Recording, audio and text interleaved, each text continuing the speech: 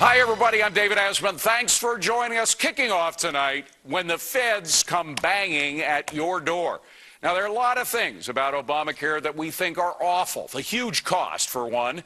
The fact that it's going to cause rationing, we think it will. And the fact that it is already discouraging folks from becoming doctors. And a lot of doctors are quitting.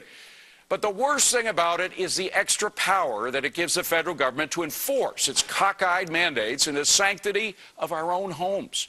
Federal agents will eventually be empowered to force their way into your homes and treat you like criminals if you don't choose to buy insurance for yourselves or your families.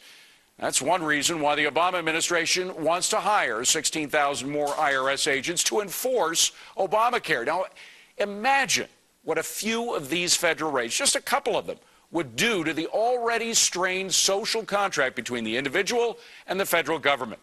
Now, one man who has warned us about all of this is running for president to change all of this, and he joins us now. That is Congressman Ron Paul. Congressman, that's what scares me the most about Obamacare. It does increase the coercive power of the feds. Is that what worries you the most?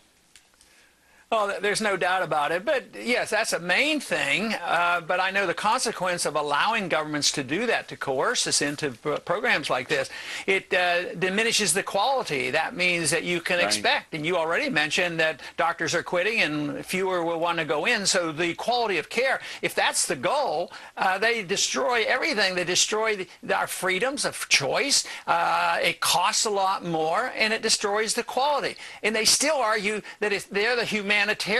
That's what galls me, is the fact that they take the moral high ground, and then we who believe in freedom and liberty and good quality care and know how to get prices down, then they paint us as uncaring. That's the subject we have to address. By the way, for those who don't know, this man is also a medical doctor. He's not only a congressman. Would you go into medicine again today if you were just starting out, knowing that we may be moving towards socialized medicine?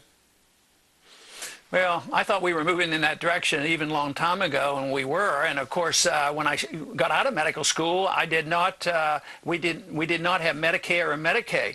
But I stayed in medicine, and I dealt with this by not participating in the programs. But now you don't have much choices. Now I have 3 of my children that have become physicians. I neither encourage them nor discourage them because they went into medicine for the right reason. So it's a shame to want to be a doctor and help your fellow man. At the same time, you have to be putting up with the bureaucracy and authoritarianism and undermining the very quality practice that you want to participate in. So to me, it's a real tragedy. And you know, people do have vocations, obviously, to become a doctor. It's not just about money, but you don't want to spend your life fighting a bureaucracy instead of fighting to save lives. That's why a lot of people are turning away from medicine.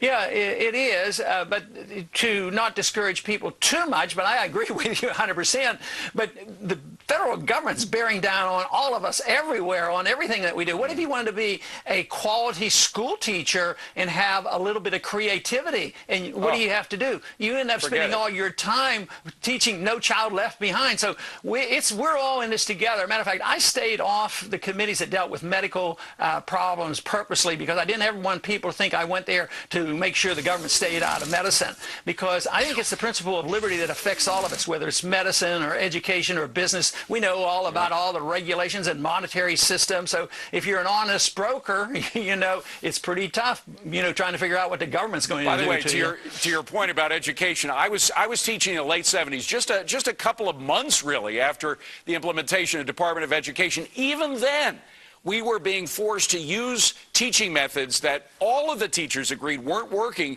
but we had to use them just so that we could get the federal grants from the Department of Education. So even way back 30 years ago, Department of Ed was standing in the way of good education instead of helping. Okay, let's talk about some of the coercive powers that the government now has and how we might change it, how you might change it, or how you would like to change it if you become president. First of all, the IRS. I'm for getting rid of the whole damned institution. What about you? I'm with you, and I have something I've introduced over the many years. It's called the Liberty Amendment. It gets rid of the 16th Amendment, it gets rid of the IRS, but it also prohibits after 3 years, the federal government can't participate in anything that is designed for the private sector to take care of, and it's not authorized in the Constitution.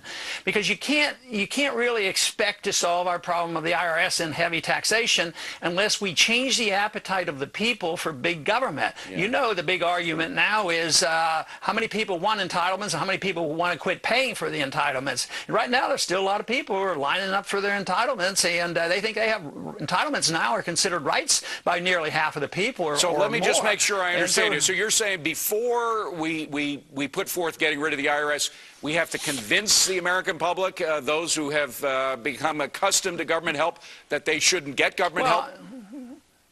No, I think you do them together. It's just that if you and I had a program where we're just going to get rid of the income tax, you know, and we don't cut spending and cut the appetite for big government, it's not going to happen. And say we did get rid of the income tax and they put a sales tax on us of 35 or 40%, that won't solve our problem. It's the appetite for money coming from us that makes the big difference. And I think long term, the people in this country have to ask the question, what should the role of government be? And for me, it's to defend liberty and not to run a welfare state and not to police the world. You know, a lot of those questions, though, I've seen all those questionnaires you're talking about, the polls saying that, you know, essentially Americans are too stuck on what they get from the government to get rid of it. But very often it's the way you ask the question. If you had a choice between no income tax or no IRS and some of the benefits that you're now getting from government, I bet people would choose no IRS. I mean,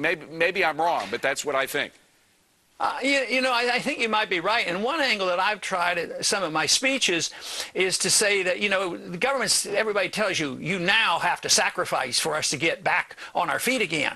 And I keep thinking, what if we got rid of the income tax and you got to keep everything and deregulated the economy and change the whole system? I don't think a lot of people would feel like they're sacrificing. They'd feel like a burden is off their shoulders. Exactly. So we'd say, wow, this sounds pretty good. So the only people who would have to sacrifice are the ones who are living off their neighbor or living off somebody else who has to work for a living. Dr. Paul, we're almost out of time. I just got to ask one question about the debt ceiling.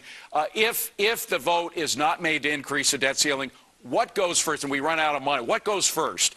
Our payment to our bondholders, our creditors, or spending? What do you think will be cut first? Well, I don't think they'll cut the payments to the bondholders, and I'm predicting they're going to raise the debt limit because they're going to, drum up enough fear that everybody will have to capitulate, and then there will be a pretense they're going to cut spending. But let's say it doesn't happen. Right. I think they could just say, they could make an announcement, we're going to reassure the bondholders that we're going to pay you first, which means that they're going to have to shortchange somebody else, you know, and that's when it's going to be tough. And that's the reason why I don't think it's going to happen, and I don't think they're ready to cut. And I personally won't vote for the debt increase, even if there are promises that 5 to 10 years out we're going to be serious and cut the deficit. I've heard too many of those promises. You have to cut it now. The only budget that counts is this year. And this year, our obligation is going to go up $5 trillion when you add up everything. Yeah, don't trust these promises. They don't amount to much. Dr. Paul, great to see you again. Thank you for being here. Appreciate it.